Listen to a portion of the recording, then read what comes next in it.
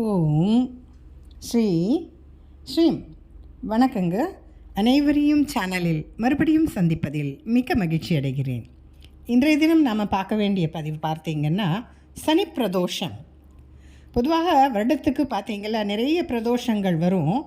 ஒவ்வொரு மாதமும் 2 பிரதோஷங்கள் வரும். கிருஷ்ணபட்சத்தில் ஒன்று வரும், சுக்லபட்சத்தில் ஒன்று வரும். அதாவது தேய்பிரையில் ஒரு பிரதோஷ நாளும் வளர்பிறை அப்போ ஒரு பிரதோஷ நாளும் வரும். திரையோதசி அப்படின்ற ஒரு 13வது ஒரு திதியைத்தான் நாம் பிரதோஷம் அப்படின்னு சொல்கிறோம். இந்த திரையோதசி திதி பார்த்திங்கன்னா பௌர்ணமிக்கு முன்னாடி ஒரு முன்னாடி ஒரு நாள் முன்னாடி வரும். அப்படி அமாவாசைக்கு முன்னாடி வரும். திரையோதசிக்கு அடுத்து சதுர்த்தசி, அடுத்த நாள் அமாவாசையோ பௌர்ணமியோ வரும். இந்த தேய்பிறை வளர்பிறையில் வர்றது அதனுடைய சேரக்கூடிய நாள், நட்சத்திரம், யோகம், கரணம் இதை பொறுத்து அதனுடைய பலன்கள் பன்மடங்காக பல்கி பெருகும். அதே போல் இதில் சனிக்கிழமை வருகிற பிரதோஷம் பார்த்திங்கன்னா தலையாய ஒன்று, ரொம்ப முக்கியமானதாக சித்தர்களாலும் ஞானிகளாலும் பெரியவங்களாலும் நமக்கு கொடுக்கப்பட்டிருக்கு. அப்படிப்பட்ட ஒரு அற்புதமான பிரதோஷம் நம்ம இந்த ஆங்கில மாதம் ஆகஸ்ட் மாதம் பார்த்திங்கன்னா முதல்லையே ஒரு சனி பிரதோஷம் வந்துடுது. அதை தவற விட்டவர்கள் இந்த 31ஆம் தேதி, அதாவது நாளே மறுநாள், இன்னும் ஒரு 2 நாள் தான் இருக்கவங்களுக்கு அந்த பிரதோஷத்தை நாம் உபயோகிக்கப்படுத்தலாம். சரி, இந்த பிரதோஷ நேரத்தில் பார்த்திங்கன்னா நந்தியம்பெருமானுக்கு சிறப்பான அபிஷேக ஆராதனைகள் முதல்ல நடக்கும். நந்தியம்பெருமானுக்கு முடித்த கையோடையே சுவாமிக்கும் அம்பாளுக்கும் இந்த பிரதோஷ அபிஷேக ஆராதனைகள் வெகு விமரிசையாக சிறப்பாக அனைத்து சிவ ஆலயங்களிலுமே நடக்கும். சின்ன சின்ன கோயிலில் உங்களுக்கு சுவாமி இருந்தால் கூட அங்கே கூட அந்த சன்னதிகளில் கூட இந்த மாதிரி அபிஷேகம் நடக்கும். காரணம் என்னென்னா, சிவபெருமான் அபிஷேக பிரியர், பெருமாள் அலங்கார பிரியர். எப்படியோ அந்த வகையில் சிவபெருமான் அபிஷேக பிரியர். வகையான அபிஷேகம் அவருக்கு ரொம்ப பிடிக்கும். முடிந்தவங்க அந்த 3 மணிலேருந்தே ஆரம்பிச்சிடுவாங்க. முதல்ல நந்தியம்பெருமானுக்கு செய்வாங்க. பொதுவாக 4:30 to 6 மணி மாலை நேரத்தை நாம் நித்திய பிரதோஷம்னு சொல்கிறோம். இந்த பிரதோஷங்கள் பல வகைப்படும். அது தனி பதிவு இருக்குது, அதற்குள்ளே நாம் போக வேண்டாம். சுருக்கமாக நாம் பார்த்துடலாம். தினந்தோறுமே 4:30 மணி முதல் 6 மணி வரை, மாலை 4:30 to 6 PM பார்த்திங்கன்னா நித்திய பிரதோஷம்னு சொல்லுவாங்க. அதுக்கப்புறமா பட்ச பிரதோஷம், 15 நாளுக்கு ஒரு தடவை வர்றதுக்கு பட்ச பிரதோஷம். எப்படி நமக்கு ஏகாதசிக்கெல்லாம் ஒவ்வொரு ஏகாதசிக்கு மோகினி ஏகாதசி அந்த மாதிரி எல்லாம் உங்களுக்கு பேர் இருக்குது இல்லைங்களா? அது மாதிரி பிரதோஷங்களுக்கும் சித்தர்கள் ஞானியர்கள் தனித்தனியாக பெயர்களையும் குறிப்பிட்டிருக்காங்க. அந்த பதிவே நம்ம பின்னாடி நம்ம பார்க்கலாம், பழைய பதிகளில் இருக்குது.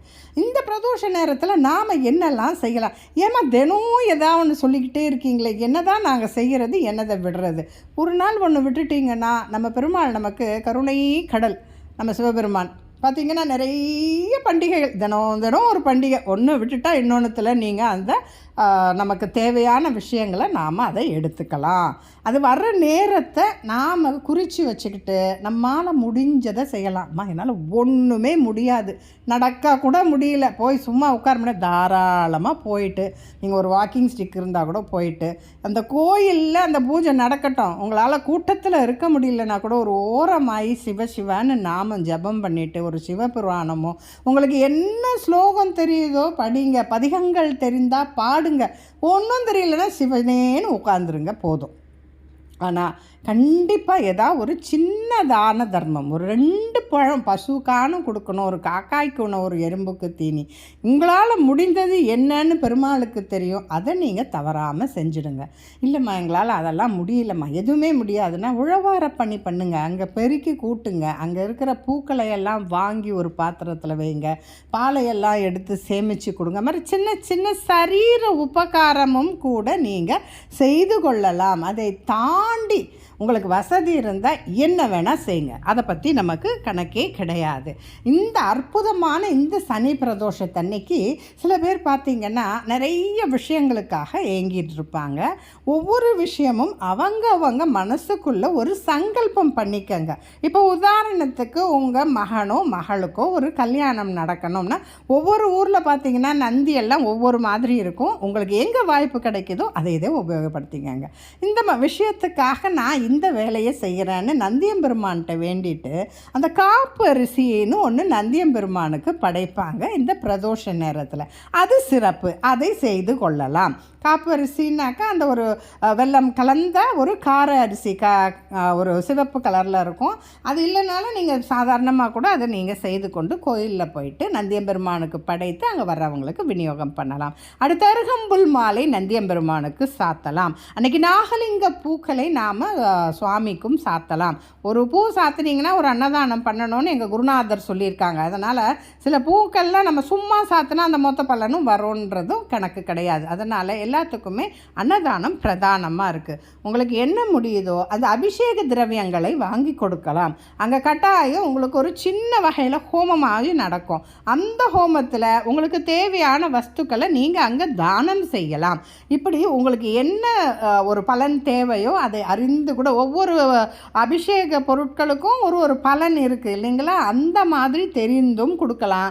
இல்லைன்னா எது முடியுதோ எனக்கு எதுவும் தெரியாது, சுவாமிக்குன்னு ஒரு விஷயம் கொடுக்குறேன், எனக்கு நல்லது நடக்கணும், இந்த விஷயம் செஞ்சு கொடுப்பா பெருமாளேன்னு நீங்கள் மனசார போயிட்டு வேண்டிக்கலாம். நந்தியம்பெருமானை போய் அப்படியே கட்டி பிடிச்சிக்கிட்டு காதில் போய் ரகசியம் சொல்லணும்னு அப்படியெல்லாம் இல்லைங்க. நம்மளாம் சுவாமியெல்லாம் கொஞ்சம் தள்ளி நின்று தான் பண்ணணும். நம்மெல்லாம் இல்லறத்தில் இருக்கிறவங்க. அதனால் அந்த மாதிரி போய் செய்கிறது அவ்வளோ உசிதமான விஷயம் இல்லை. அதனால் எங்கேயானும் ஒரு ஓரமாக உட்காந்து சிவபுராணம் படிங்க, தெரிஞ்சதை படிங்க, முடிஞ்சதை அபிஷேகத்துக்கு கொடுங்க, முடிஞ்ச நெய்வேத்தியங்களை போய் சமர்ப்பணம் பண்ணுங்க, வஸ்திர சமர்ப்பணம் பண்ணுங்க, என்ன முடியுதோ அதை செய்து சரீர உழைப்பானாலும் சிவபெருமானுக்கு செய்து அன்றைய தினம் முழுவதும் சிவ சிந்தனையிலே நாம் இருந்து நம்ம வேண்டிய பலன்களை இதெல்லாம் நான் வேண்டிகிட்டு வந்திருக்கேன் சுவாமி, எது நல்லதுன்னு உனக்கு தெரியும், எனக்கு கொடு, இப்படித்தான் நம்ம வேண்டணும். வேண்டிய இதை தருவோய் நீ, வேண்டத்தக்கன அறிவோய் நீ அப்படின்னு நிறைய சொல்லியிருக்கிறாங்க நம்ம பெரியவங்க.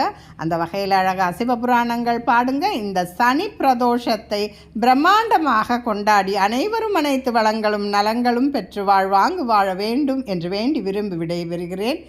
நன்றி, வணக்கம். இந்த பதிவுகள்லாம் உங்களுக்கு பிடித்திருந்தால் கட்டாயம் லைக் செய்யவும், ஷேர் செய்யவும், சப்ஸ்கிரைப் செய்யவும் மறந்து விடாதீர்கள். மற்றொரு பதிவில் உங்களை சந்திக்கிறேன். வணக்கம்.